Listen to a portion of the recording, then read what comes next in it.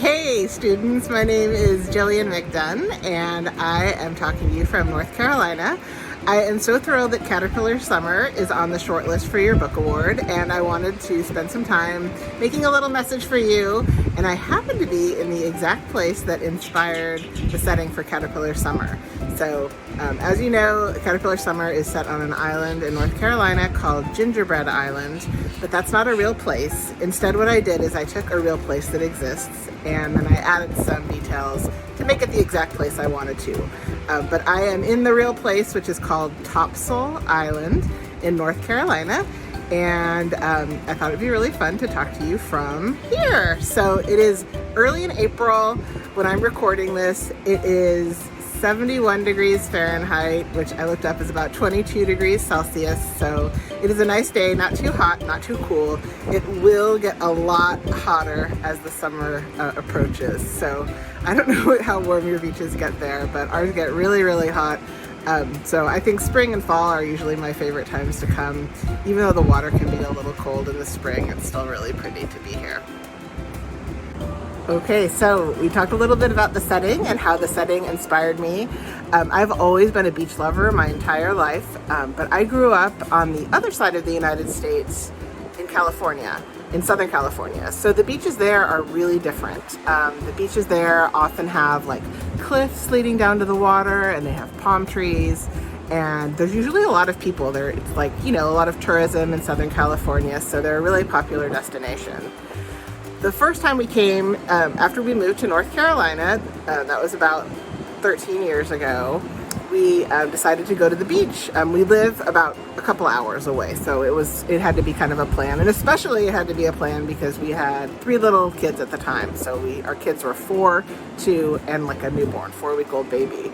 But I really wanted to go to the beach, so we came out here to explore it. But when I walked out, I realized that things were different than the beaches I knew about in California. So first of all, there weren't any palm trees or cliffs. It was just sand and water. And when we were there, it was in October, so there actually weren't any other people around either. It was just completely empty except for us. So that felt really unusual. And but we were like, it's still, you know, it's beautiful. We're gonna go for a little walk. So as we were walking, the wave kind of came toward my feet, and I kind of like braced myself because in California, the water is always really cold. So I figured in October, the water would be really cold at the beach in North Carolina. So I braced myself and the wave came over my feet, but it actually was warm. So if you have read Caterpillar Summer, I actually borrowed really directly from that experience for when I was describing Kat's first time experiencing the beach. She's also really surprised by the warm water that happens here in North Carolina. That is kind of a bonus. So that's usually summer and fall that you're gonna feel like much warmer water than the rest of the year. Beach walks are really fun because it seems like you always find some treasures. I'm going to show you what we found on our beach walk today. Okay, so let's see what we have here. Sort it all out a little bit. So we've got just a cool looking shell, a couple of those. This guy is still together. There's nobody inside though. And some teeth. These are all fossilized shark teeth. So you can see they come in lots of different sizes. My son found this one. It's a pretty big one. We got a couple pieces of sea glass.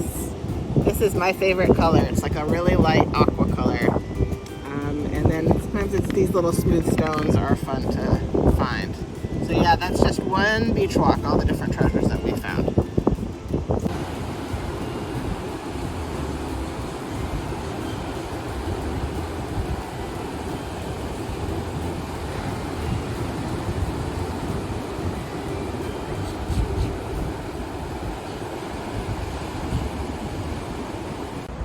Okay, so that I think is going to be it for today. Oops, I need to tap my screen. There we go. Here's our pretty beach back.